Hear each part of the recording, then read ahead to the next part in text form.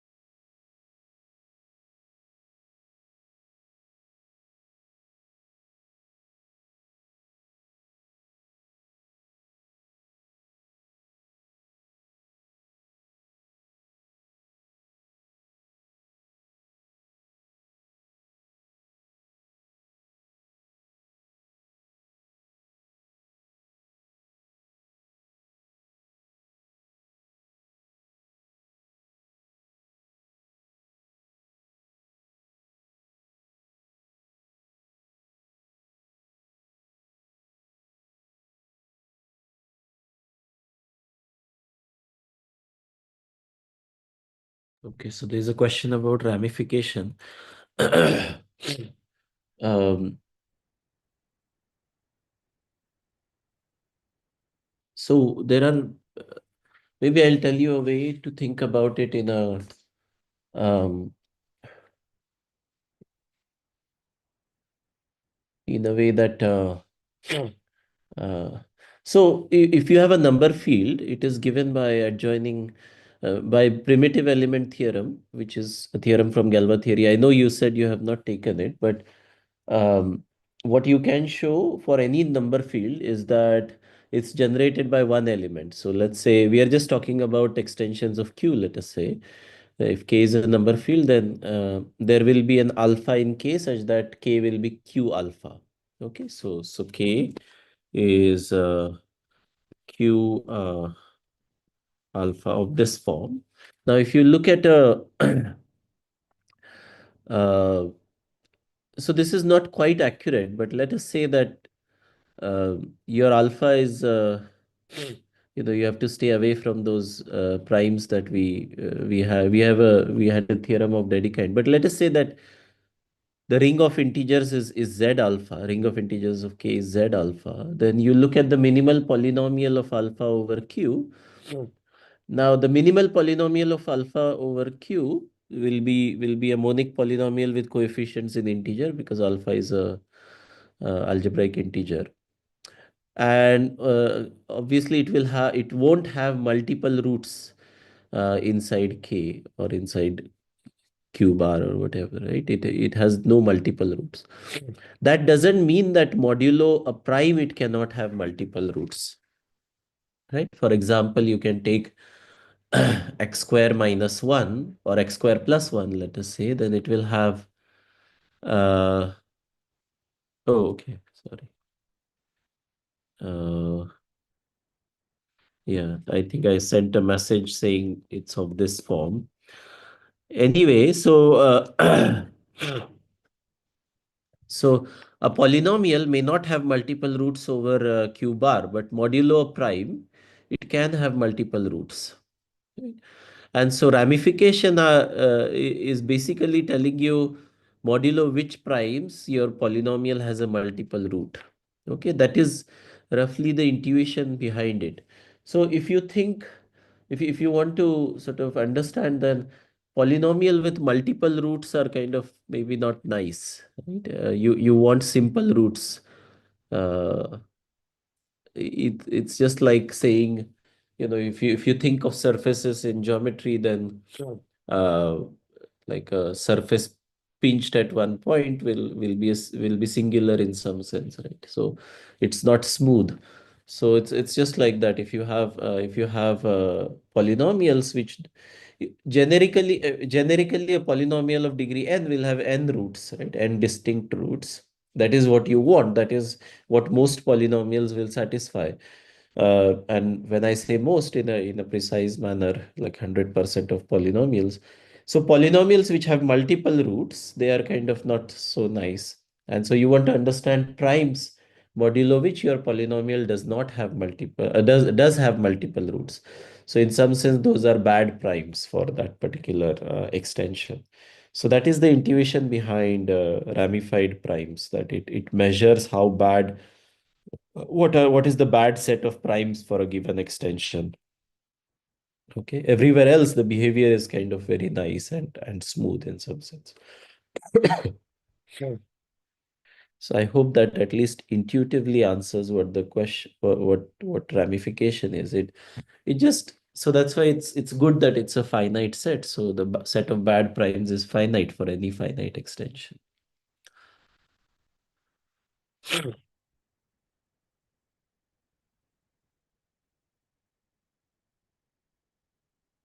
And that's why we spent a lot of time trying to classify which primes are ramified. So, it took a while, but we proved that there are only finitely many ramified primes, and we looked at uh, discriminant and different, and we proved that only primes which divide the discriminant are ramified. Uh, so it's an important thing to understand which primes ramify for a given extension.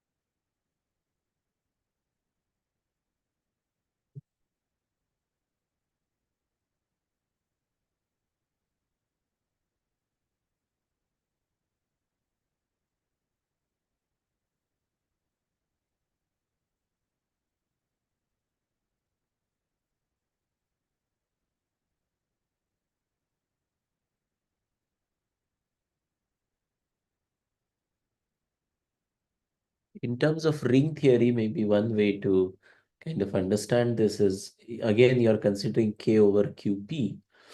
Uh, Locally at a prime, your residue field of Q at a prime P, your residue field of Q is FP. And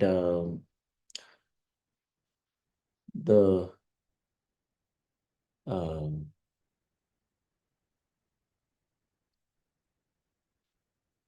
the residue, like if you consider all primes above P in K and you look at all the residue fields, then that thing as a vector space over FP should look like FP to the n, where n is the degree of that K over Q. Um, as a vector space, I'm saying, not as a field, of course. So, uh, because you have to consider multiple things. And and at ramified prime, it does not look like that. It can just look like FP. So that degree of the uh, in case of residue field, that goes down. Right? So that's an indication that something wrong is going on at those primes. If you just look at the formula that we had when K over Q is Galois, then uh, the residue degree, so E into F into R is the degree of K over Q. And yeah, so if E is bigger than one, then F times R is the uh, dimension of this vector space when you consider all primes together over FP, right, over P. And so so F times R will be less than N if ramification index E is bigger than one. And so you're not getting something like FP to the power N, a vector space of dimension N. And so something wrong is going on in that sense. Sure.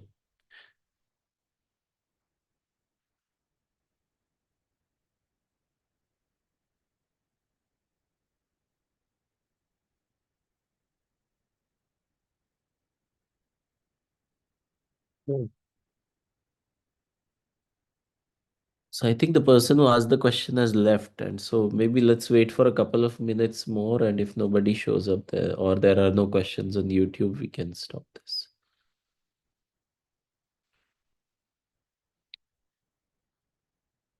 Feeling very well.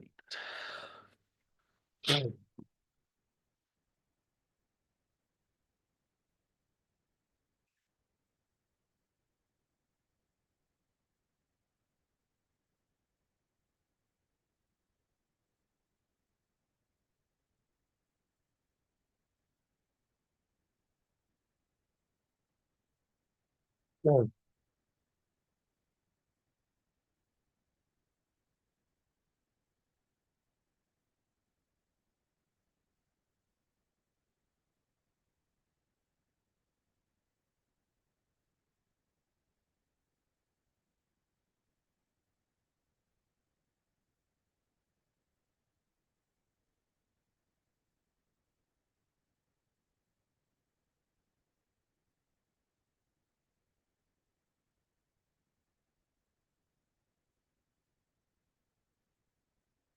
Right.